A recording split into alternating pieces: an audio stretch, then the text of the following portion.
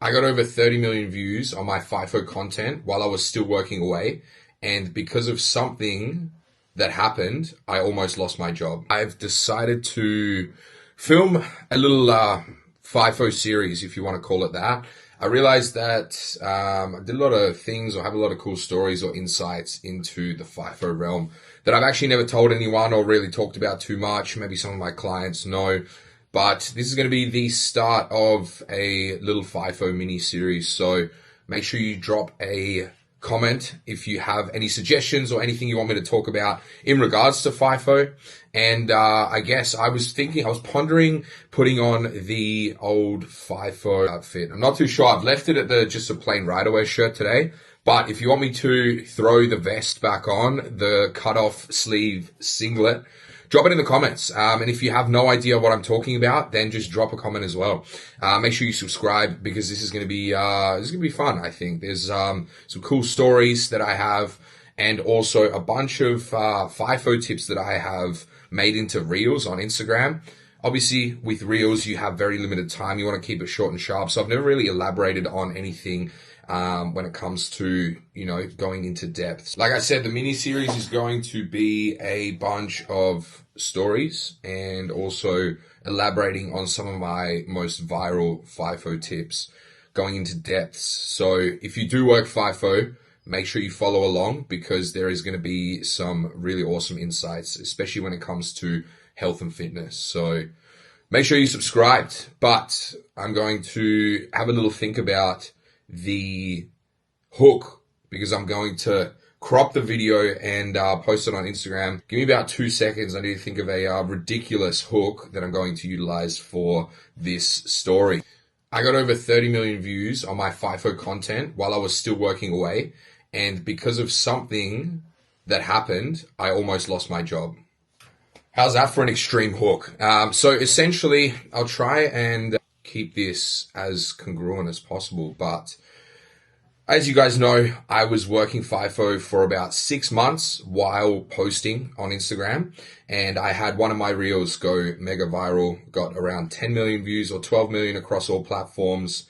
And in doing so, I posted a bunch of other stuff, including a reel about how much money I earn. And funnily enough, that one got a couple million views as well on Instagram and a couple million on TikTok.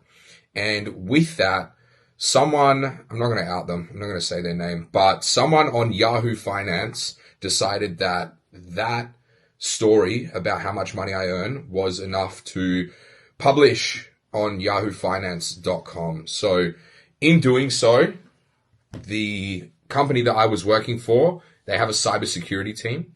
So they have programs running which pick up on certain keywords and they just scour the internet for certain things. So after this article was written about me, which at the time that everything went down, I actually didn't know about this article. I only found out about it because of the investigation that was started. So I'll read out the article. It's nothing special at all. FIFO worker reveals huge salary.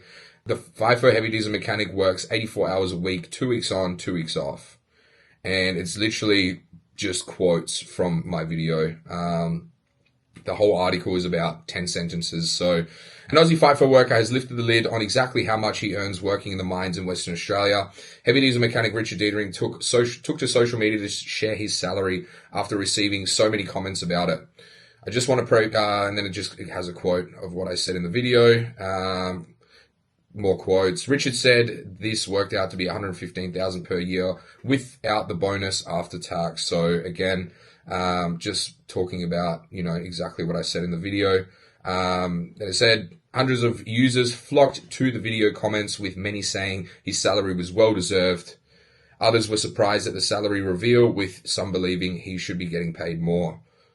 And that is pretty much it. I'll actually leave the link in the description if you guys want to check it out. There's a bit more to it, but essentially they just quoted the TikTok that I did. So in doing so, the cybersecurity team picked up on me posting about it, and they went through and had a look at all of my other videos and found that I was breaching the company social media and phone policy. So I guess one of the biggest reasons why I wanted to talk about this is there is a lot of people posting on social media while still working FIFO. So it's a little, just something to look out for, something to be mindful of when you are doing this, because the social media policy is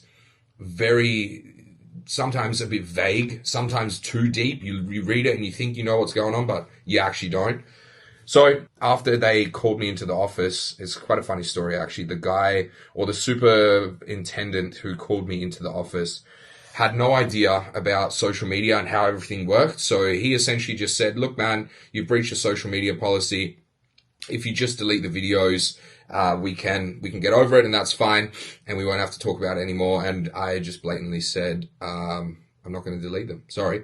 At the point I was starting my business, I think I had already signed a few clients. Everything was going really well. I think I'd signed about 10 clients at this point. So everything was going really well, and I was not about to throw in the towel with the business that I just started, which is obviously, what I've grown to be my main income now. So I just said no. And after some discussions, they said, well, why don't you just go in, take the video and edit it, and just, remove the things that we don't like about it, and then just pop it back up. He was not aware that you can't just edit a video that had already been uploaded. So again, I just said no. And with that, they stood me down and they started an investigation. So with that, I had to answer a bunch of questions, go through a whole process. I was supposed to be shift changing that day, so I didn't shift change. Actually gave me an extra day in camp. I went and jumped in the pool. It was a really hot day, so it was actually kind of nice. And then, the next day I came back in, and they had more discussions, more questions to ask, all that kind of stuff. And I guess the biggest breach for me was filming during work hours. So I filmed some videos during my lunchtime in the where everyone ate their lunch. There was no one in the room, so I filmed some videos, and that is still classified as filming during work times.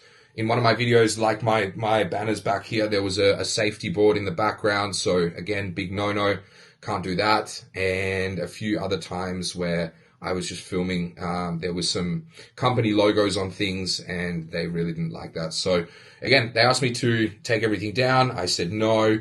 And then from there, they did the investigation. I answered a bunch of questions around why I did it, what was my intention, all that kind of stuff.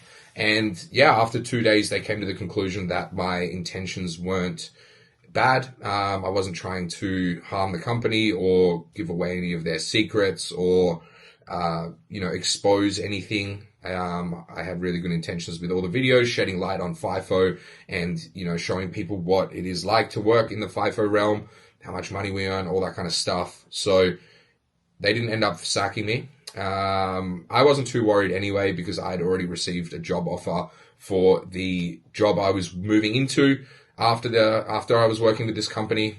So whatever happened, I'd already secured a new job anyway.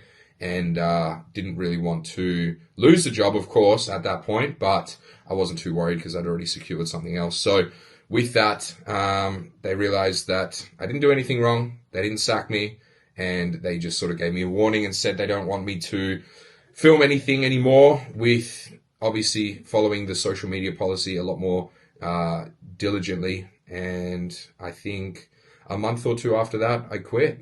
So if there's one thing you take from this video, make sure you read your social media policy. I wish I did. I mean, I read it, but I didn't read it in its entirety and really mean to understand it.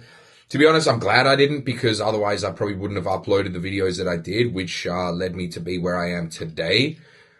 But one of the only things I regret doing or regret not doing is getting more content for when I quit. So I know that there is a bunch of people who are currently in a similar position where, they're moving into online coaching or starting a business or whatever it is. Not a pyramid scheme. I see you guys with the water ionizers.